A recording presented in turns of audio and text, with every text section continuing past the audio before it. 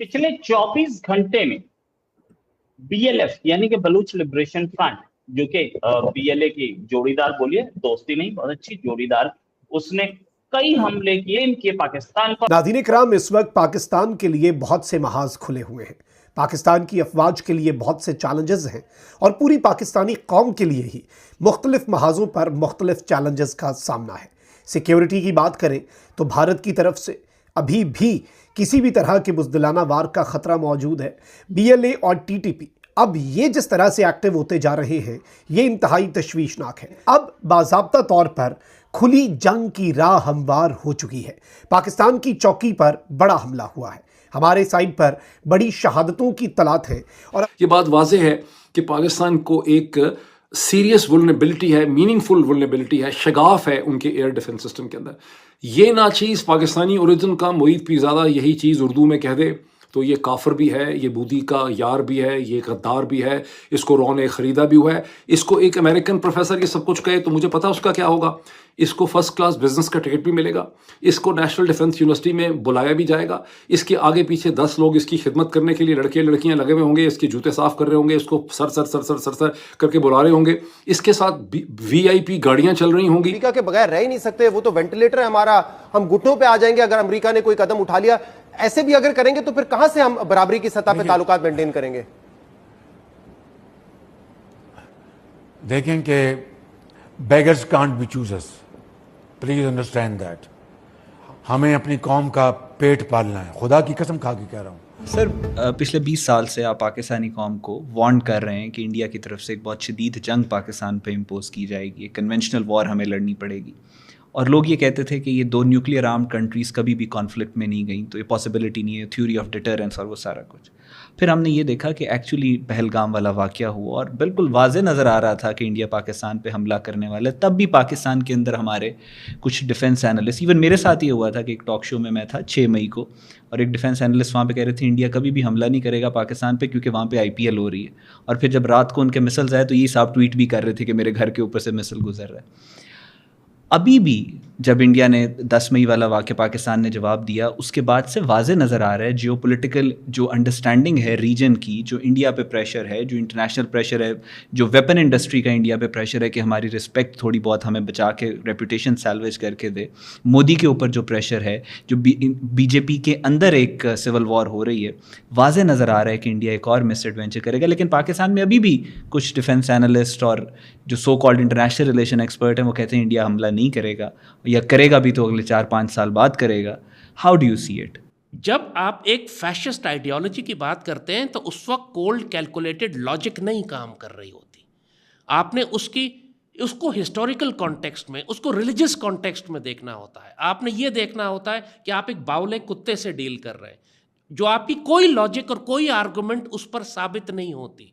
वो पागल है, वो इनसेन है, वो एक म्यूचुअली अश्योर्ड डिस्ट्रक्शन के ऊपर काम करेगा सिर्फ इसलिए कि उसको एक डॉगमेटिक आइडियोलॉजी है कि अखंड भारत बनाना है। मैंने पागलपन का एक उसके ऊपर एक बावले कुत्ते की तरह वो मुंह से झाग निकालता हुआ एक फैशिस्ट आइडियोलॉजी रखने वाला मोदी है और मोहन भागवत है, जिनके 1000 साल के बाद जिनको ये मौका मिला है।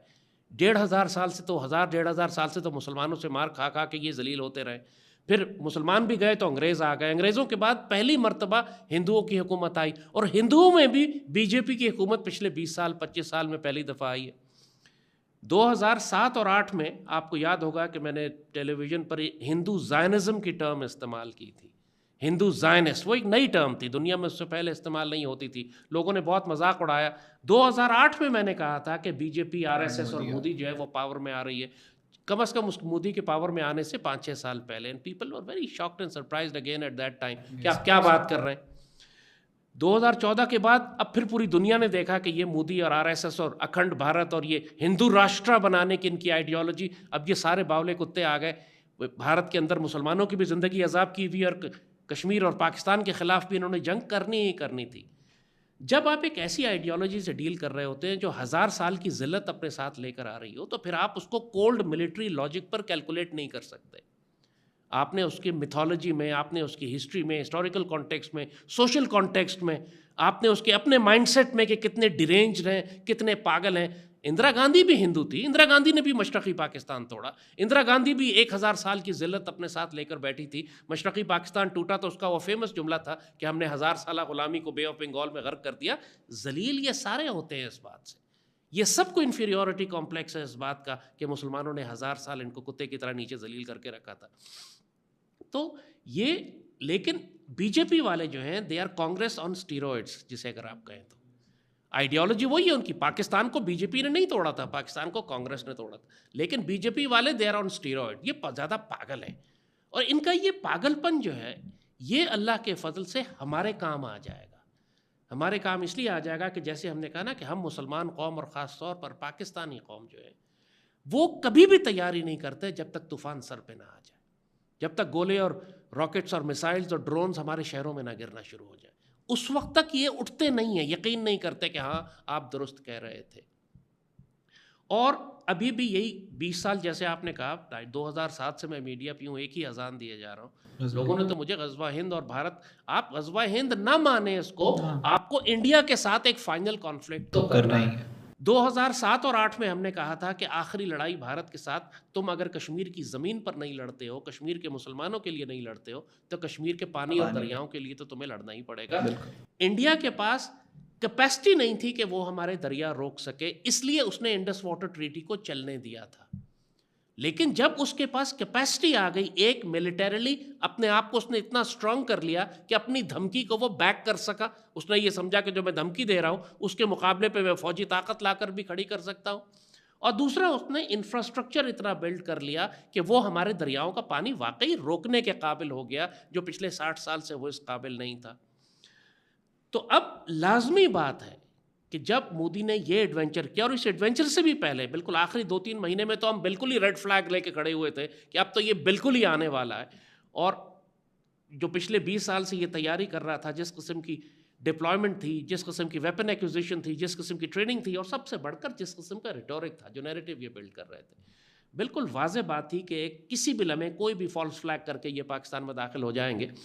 और अल्हम्दुलिल्लाह एग्जैक्टली इवेंट्स वैसे ही अनफोल्ड हुए जैसे हम एनालिसिस करके कौम को समझाने की कोशिश कर रहे थे। जय हिंद दोस्तों, स्वागत है आप लोग का ट्रस्ट न्यूज़ के एक और नए वीडियो में। दोस्तों, जैसा कि आप लोग जानते हैं कि लाल टोपी, जो कि लगभग 5 से 10 साल पहले से ही ये बोल रहा था कि मोदी अब आ गया है और वो अब हमें छोड़ेगा नहीं। पहली वाली गवर्नमेंट नहीं है कि हम हमले भी करते थे और भारत की गवर्नमेंट कुछ बोलती नहीं थी। हालांकि हमारी जो सेना है वो पूरी तरीके से तैयार रहती है। और ख़ास करके आपने देखा होगा, सुधांशु त्रिवेदी ने हमेशा ये बात कही है कि जो बराक ओबामा है, उन्होंने अपने किताब में भी लिखा है कि कैसे हमारी आर्मी तैयार थी, लेकिन जो हमारी गवर्नमेंट है उसने आर्मी को रोक रखा था। तो कहीं ना कहीं हमारी आर्मी तो शुरू से ही उतनी कैपेबल है कि वो पाकिस्तान जैसे दुश्मन का मुंहतोड़ जवाब दे सकती है। लेकिन फिर भी हमारी गवर्नमेंट जो उस टाइम पे थी कांग्रेस की, उसने पाकिस्तान को बचाने के लिए इस प्रकार का काम किया। लेकिन अब क्योंकि भारत में मोदी जैसा लीडर है, पाकिस्तानियों को ये देखा नहीं जाता था, क्योंकि भारत पहले जवाब नहीं देता था और आज जवाब देने लगा है। और जवाब भी ऐसा कि पाकिस्तान की टांगें कांपती हैं, पाकिस्तान का आर्मी चीफ भाग जाता है। लेकिन फिर भी जो भारत है उसने ये तय कर लिया है कि अब हम पूरी तरीके से पाकिस्तान को बर्बाद करके रहेंगे। पाकिस्तान के जो आतंकवादी हैं जो वहाँ पे पल रहे हैं, उनको हम पूरी तरीके से बर्बाद करके रहेंगे। और इसीलिए लगातार आपने देखा कि मोदी जी जहाँ पे जा रहे हैं वो पाकिस्तान का नाम लेकर या फिर लिए बिना भी आतंकवाद के खिलाफ एकजुटता जो है वो बनाने की कोशिश कर रहे हैं। क्योंकि भारत बहुत अच्छे तरीके जानता है कि अभी हमने वो काम नहीं किया है जिससे वजह से हमले रुक पाए। हो सकता है कि 2 साल 3 साल के बाद फिर यही आतंकवादी संगठन एक साथ एकजुट होकर भारत पर कुछ ना कुछ ऐसे ही अटैक करने की कोशिश की, जैसे कि पहलगाम इससे पहले भी उन्होंने किया है। तो ये कहीं ना कहीं अभी पाकिस्तान में जो आतंकवाद का जड़ है उसको ख़त्म करना होगा। और पाकिस्तान में आतंकवाद का जड़ सबसे बड़ी पाकिस्तान की आर्मी और पाकिस्तान की ISI। और जब तक पाकिस्तान की ISI और पाकिस्तानी आर्मी को ख़त्म नहीं किया जाता तब तक आतंकवाद जो है वो ऐसे ही पनपता रहेगा। तो दोस्तों, बस आज के वीडियो में इतना ही। वीडियो को लाइक और चैनल ट्रस्ट न्यूज़ को सब्सक्राइब कर लें, क्योंकि हम अपने इंटरेस्टिंग वीडियो लाते रहते हैं। मिलेंगे नहीं, तब तक दे ट्रस्ट न्यूज़।